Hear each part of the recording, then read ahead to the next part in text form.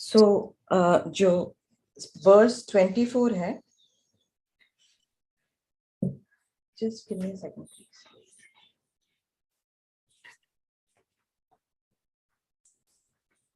जी, verse 24 Kumbhaghosaka सेठी वत्थु है।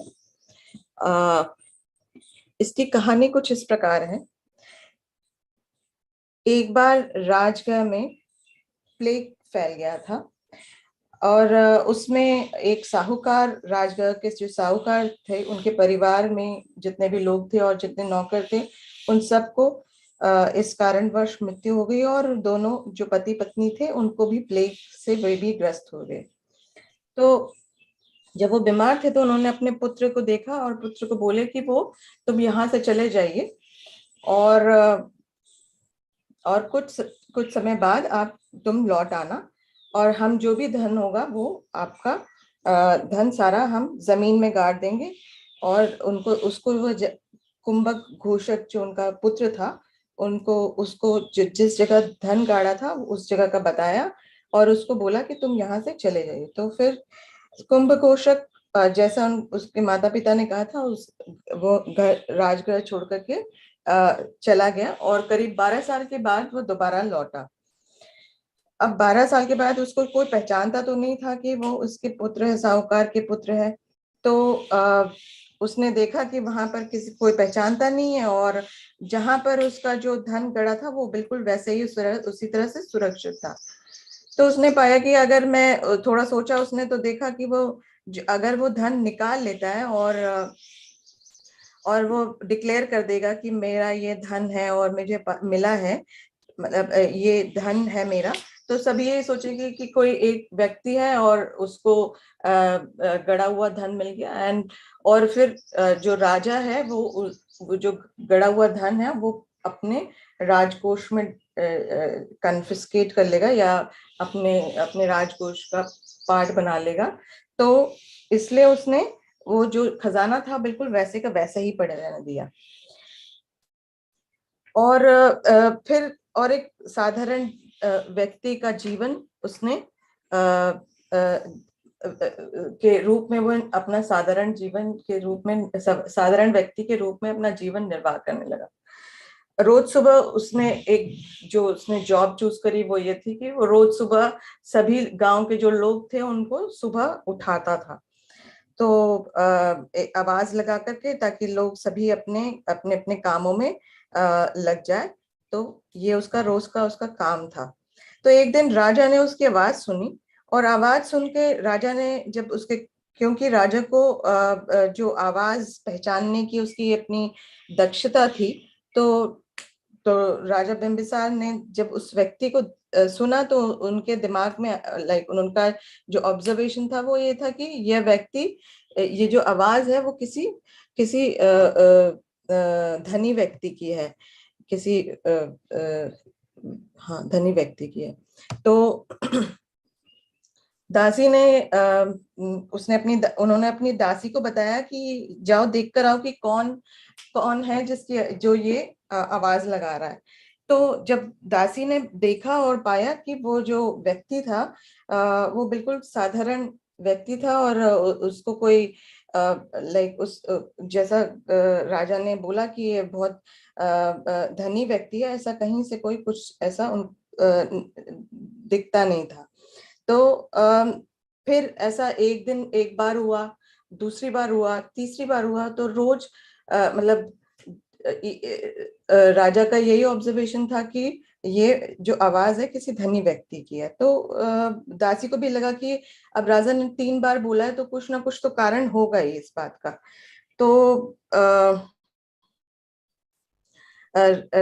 फिर उसने सोचा कि मैं जाकर देखती हूँ और इन्वेस्टिगेट करती हूँ कि क्या वाकई ऐसी बात है या कुछ इसके पीछे राज है। तो वो अपनी भेष बदल के गई और कुंभक घोषक के पास पहुंची और उसने बोला कि मैं एक शरणार्थी हूँ और मैं आपके पास कुछ समय रहना चाहती हूँ।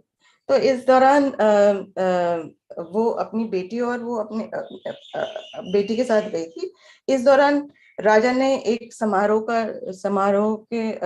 का ऐलान किया और गांव के सभी लोगों को अपना अपना योगदान देने के लिए बुलाया। तो कुंभक कोशक जो योगदान देने के लिए बोला, तो कुंभक कोशक के पास कुछ भी पैसे नहीं थे, तो उसने सोचा कि क्यों ना मैं अपने जो मेरा गड़ा हुआ धन है उसको लेकर के निकाल करके और मैं भी कंट्रीब्यूट करूं। तो और क्योंकि वो जो दासी थी और उसकी पुत्री थी वो बहुत कीन थी कि वो उसको बहुत इच्छा थी कि वो उसमें समारोह में भाग ले, तो इसलिए उसने ये करा कि उसने अपना जो गड़ा हुआ धन था उसको निकाला और उसमें से कुछ सिक्के निकाल करके दासी को दे दिए। अब वो जो दासी थी उसने पहचान लिया कि ये जो सिक्के हैं वो किसी धन जो उनकी प्रेजेंट करेंसी होगी उसके नहीं होंगे, तो कुछ सम कॉइन्स ऑफ कहापानास, सम सम कोई मे बी डिफरेंट करेंसी होगी जो अवेलेबल नहीं होगी नॉर्मल लोगों को। सो उसने झट से पहचान लिया कि ये जो करेंसी है वो अवेलेबल नहीं है, और उसने राजा को बता दिया। और राजा ने अपने सैनिकों को जाकर के उसको कुंभक घोषक को बोला कि राजा के सामने प्रस्तुत किया जाए। तो राजा ने देखा कि राजा ने जब बुलाया तो उसने अपनी जो भी बात थी सारी बात सच्ची सच्ची बता दी और कहा कि ये जो खजाना था कि वो मैंने इसलिए साधारण व्यक्ति का जीवन जी रहे थे कि भाई सच सच बता दी, और खजाना भी रिकवर, जहां पर खजाना गड़ा था वहां से भी रिकवर करा दिया खजाने को भी। और राजा को बहुत आश्चर्य और दोनों ही चीजें प्रसन्नता भी हुई कि इतना सारा धन होने के बावजूद भी वो इतना विनम्र तरीके से अपना जीवन का निर्वाह कर रहा था। तो उसने अपने जो उसको अपने राज्य का बैंकर या ये साहूकार बना दिया और अपनी बेटी की भी शादी कर दी उसकी। तो अब इसका वर्स पढ़ेंगे कि क्या भगवान बुद्ध ने और इसके बाद वो जो राजा थे वो अपनी, क्योंकि वो अब उसकी जो कुंभक घोषक थे वो उनकी जो पुत्री थी उसकी उसके साथ उन्होंने शादी कर दी। तो वो राजा भगवान बुद्ध के पास जाते हैं और भगवान बुद्ध इस बात, जब वो पूरा इस बात को विस्तार से बताते हैं भगवान को, तो भगवान ने इस संदर्भ में ये वर्स बोली थी।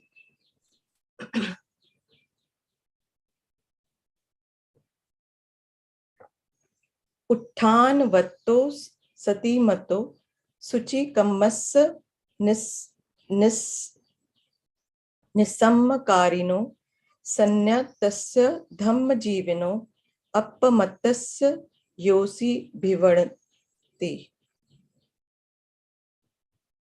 तो हिंदी में इसका अनुवाद है,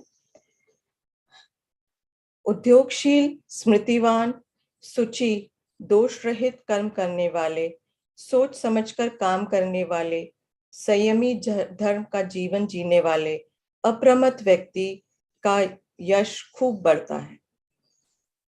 आचार्य बुद्ध रक्षिता बोलते हैं, इसी का इंटरप्रिटेशन दे रहे हैं, ever grows the glory of him who is energetic, mindful and pure in conduct, discerning and self-controlled, righteous and heedful. अजान मुनिंदो का ट्रांसलेशन है, those who are energetically committed to the way, who are pure and considerate in effort, composed and virtuous in conduct, steadily increase in radiance. So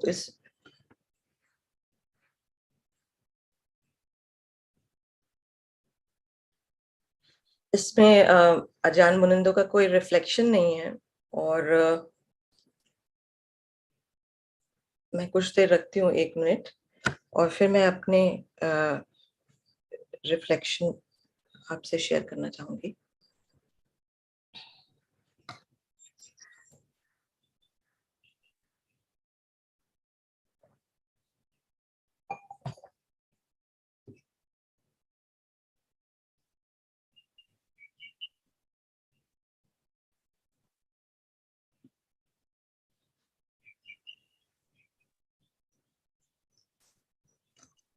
जो मैं समझती हूँ वो ये कि जो मेरे को समझ में आया पढ़ करके कि ये जो वर्स है वो राइट एफर्ट पे एम्फेसिस करती है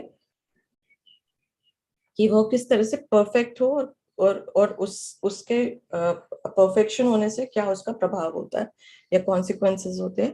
वो मुझे लगा कि ये ऐसा भगवान अपने साधारण शब्दों में बोल रहे हैं। For any meditator who is committed on the way knows the importance of avoiding unwholesome and maintaining the wholesome qualities.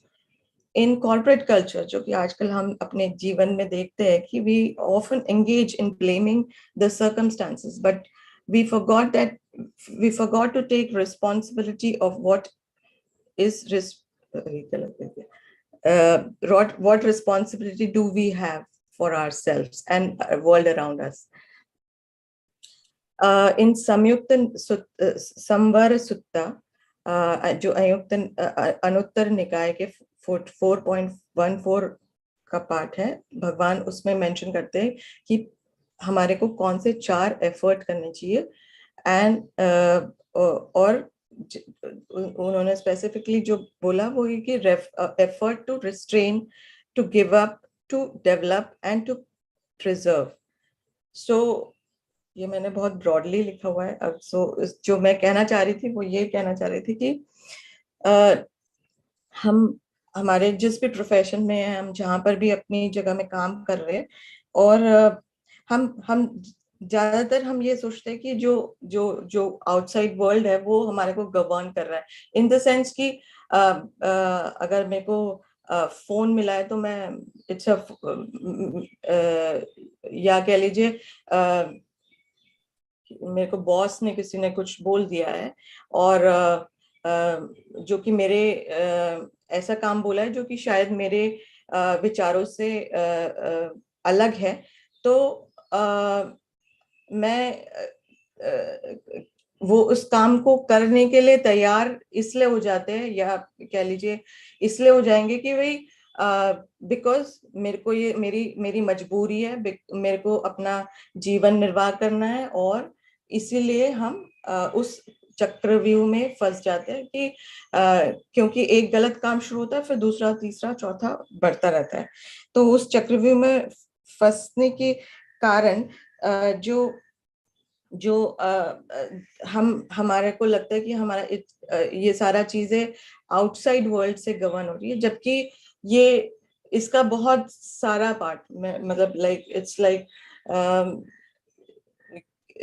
इसका बहुत सारा पार्ट ये है जो कि हमारे अंदर अगर हमारी क्लैरिटी होती है तो बहुत सारी चीजें डेवलप होती है, और मार्केट जो हम गवर्न कर रहे हैं आज की डेट में वो as a consumer we are governing, not they are governing.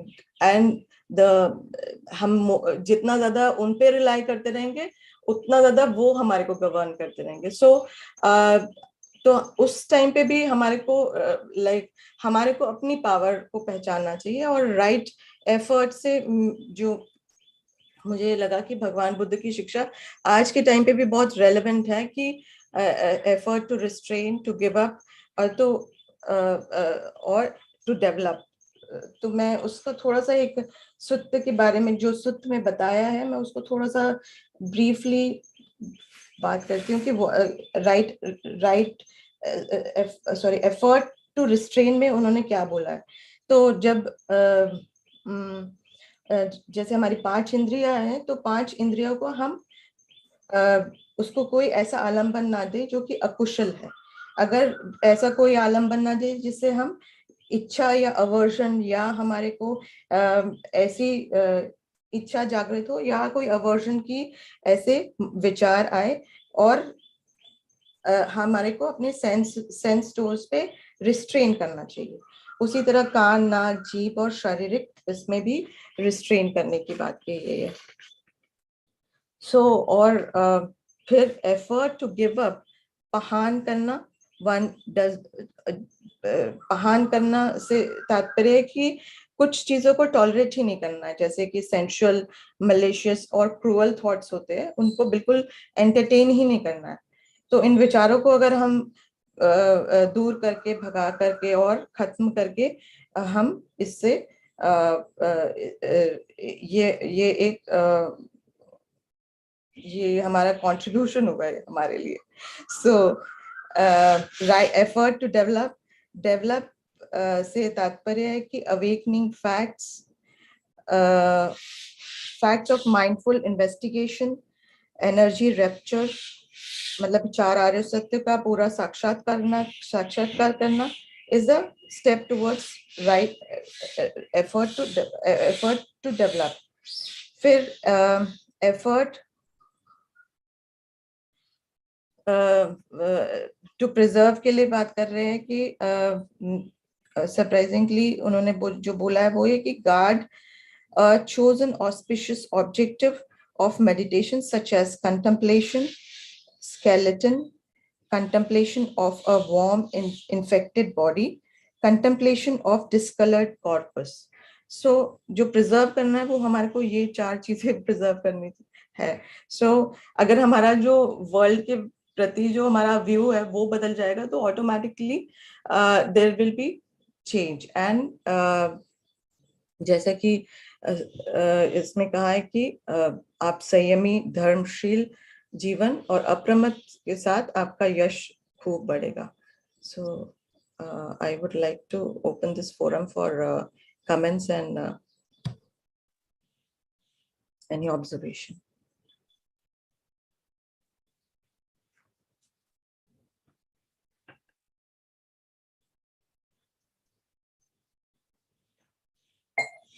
ये आपने जो सम्मा वायामो काफी अच्छे से एक्सप्लेन कर दिया इसमें, वो छोटे से शब्दों में।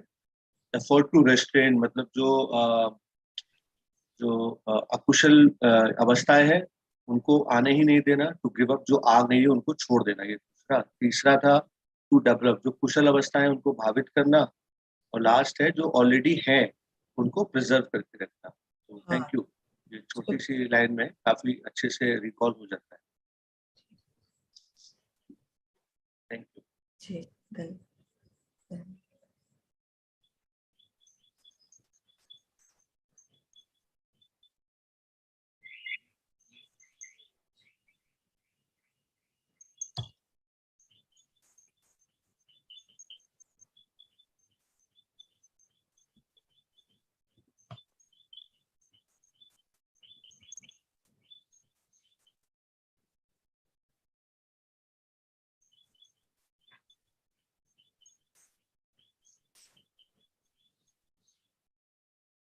आपने अपने रिफ्लेक्शन में सबसे लास्ट में क्या लिखा है?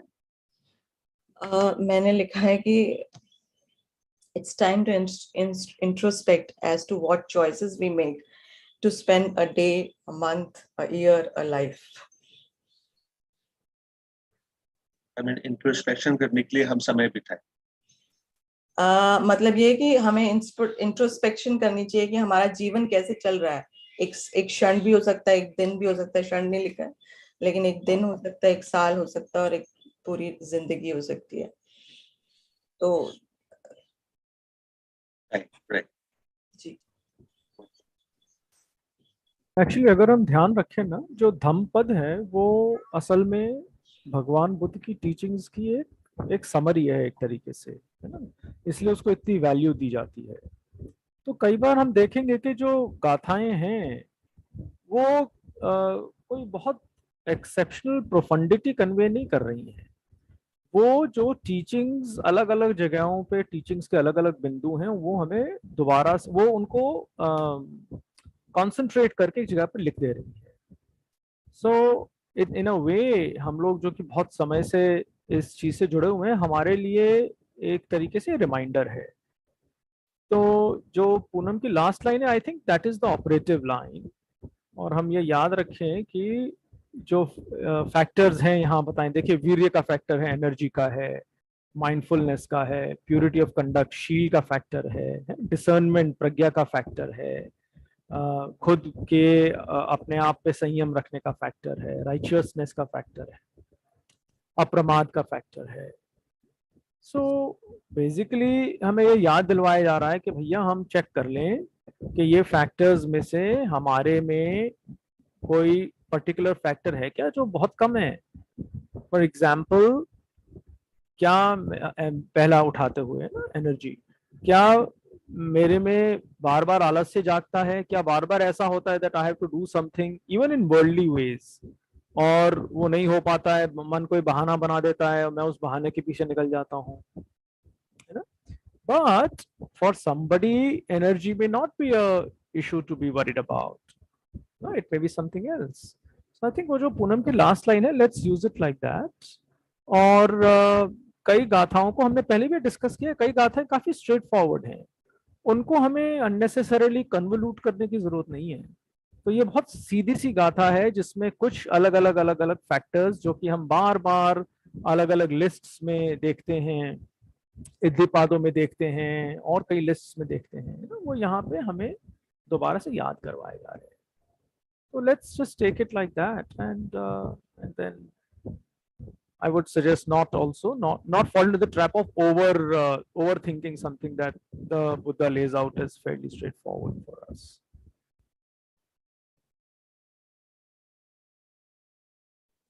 जी भंते जी, मेरा भी ये, वैसे तो जब मैंने स्टार्ट किया था अपना जब रिफ्लेक्शन करना, तो मेरे भी दिमाग में ये था कि नॉर्मल जो हमारी डे टू डे लाइफ में जिस तरह का हमारा धम्म का जो जीवन है वो शायद उसको प्रेरणा देने के लिए ये सब फैक्टर्स बोले गए हैं, energy, mindfulness, definitely that is there. But जो मुझे लगा कि हम ऑफन यही करते हैं कि we generally blame to the circumstances which we have. तो कि भाई मैं इसलिए नहीं कर रहा हूँ क्योंकि ये इसलिए हो रहा है। सो वो जो हम अपने आप को जो लिवरेज दे देते हैं ना, तो वो मुझे लगा कि वो इसको अंडरलाइंड अंडरलाइंड वे में I wanted to convey this कि मतलब मुझे ऐसा लग रहा था कि that I Yeah, should. that's very good. You know, that is how the verse talks to you. है ना, तो बहुत अच्छा है, आप उसको बता सकते हैं, आपने उसको बता दिया है, and I think that's good enough. मेरे लिए पूनम की संज्ञा के अनुसार ये वर्स पूनम से ये कह रही है, that's very good, it's perfect. Different verses talk to us in different ways. It might talk to me in a very different way. So that's very good. आपने अपनी संक्षेप में आप, I mean, I think one of the skills that we should all try and develop is to receive the teaching, और फिर अगर हमें उसको कम्युनिकेट करना है तो हम उसको क्रिस्पली संक्षेप में कम्युनिकेट कर सकें। I think that's one thing जो ये सारा हम कर रहे हैं ना, thanks to Surendra ji guidance, हम एक उसमें ये सीख सकते हैं एक्चुअली। एक चीज तो है कि मैं धर्म पढ़ रहा हूँ, सीख रहा हूँ, वेरी गुड। फिर क्या जब ऐसी परिस्थिति आती है कि मुझे किसी और के साथ शेयर करना है, तो क्या मैं उसको क्लियरली और संक्षेप में शेयर कर पाता हूँ? क्योंकि कई बार वो मुझे दिखाता है कि मुझे अपनी क्लैरिटी कितनी है, क्योंकि आई एम फजी, तो नेचुरली मेरी कम्युनिकेट करने की क्षमता कम हो जाएगी। सो माय एनकरेजमेंट हम सभी के लिए ये है कि बेशक वो हमारे साथ the verse talks to me in a certain way, that's perfect, मैं उसको शेयर करूँ, and to keep things crisp and clear, and also invite other people to share how the verse talks to them. जैसे कि मैं कह रहा हूँ, for me it's very straightforward, it's a very good reminder कि भैया ये चीजों का ध्यान रखना, और इसमें से अपने लिए देख लो कि खुद इनमें से कहाँ हम वीक पड़ रहे हैं। So it's very good, it's nice that you share आपके लिए क्या इसमें वो है, and having conveyed it, और अगर किसी के पास, if nobody else has anything to share, then we can basically move on.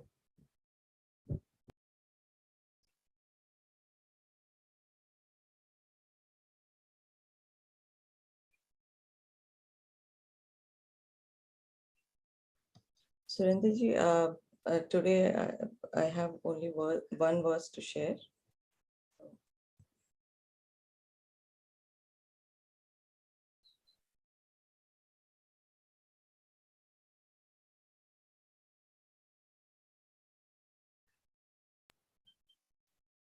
So I think that's very good ना, इसमें कई फैक्टर्स हैं, हम इसको डिस्प्ले पे रहने दें जो ये वर्ड्स है, और let's spend the next 40-50 minutes contemplating this. Then we can try and use this time to see, examine ourselves, इनमें से कौन से बिंदु हमारे लिए क्या तात्पर्य रखते हैं, क्या मतलब रखते हैं. Very good, very nice. Thank you, Poonam. Very good, very helpful.